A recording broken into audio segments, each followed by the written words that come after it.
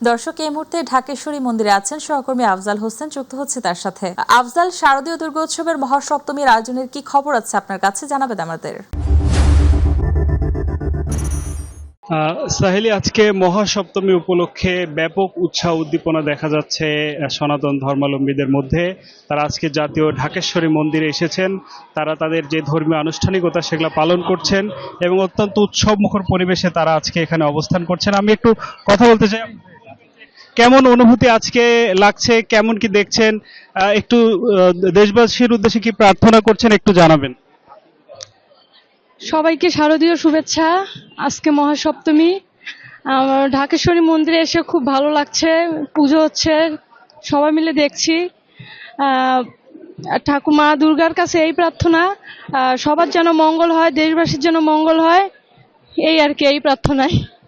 জি, যেমনটি দেখছিলেন এবং এখানে মণ্ডপ প্রস্তুত, এখানে পূজার যে আনুষ্ঠানিকতা সেটা চলছে এবং এখানে ঢাকা সহ আশেপাশের জেলা থেকে অনেকে এসেছেন, অনেক ভক্তবৃন্দ এসেছেন। তারা এখানে তাদের যেই আচার অনুষ্ঠান সেগুলো করছেন এবং এখানে চারপাশে বাচ্চা শিশু সহ মানে একেবারেই অল্প বয়সী থেকে শুরু করে বৃদ্ধ বয়সী সবাই এখানে উৎসবমুখর পরিবেশে তাদের যেই পূজা অর্চনা এবং অন্যান্য আনুষ্ঠানিকতা সেগুলো পালন করছেন এবং অত্যন্ত শান্তিপূর্ণ পরিবেশে, উৎসব মুখর পরিবেশে তারা আসছেন।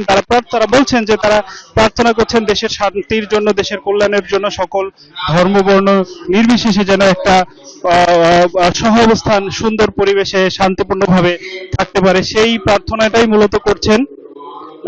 এবং এখানে আমি আরেকটু স্বেচ্ছাসেবকের সাথে একটু কথা বলতে চাই। আপনারা এখানে কি দায়িত্ব পালন করছেন এবং এবারের পূজার পরিবেশটা কেমন দেখছেন? পরিবেশটা খুবই ভালো দেখতেছি।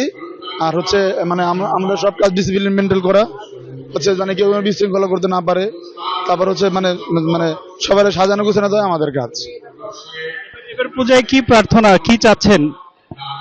বিষয়টা শান্তি প্রতিষ্ঠা হোক, এটাই চাচ্ছি।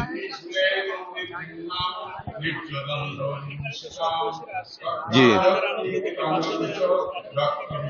এখন আমাদের ভালো লাগছে, বাচ্চারা আনন্দ করছে, এই কারণে আমার ভালো লাগছে আর কি।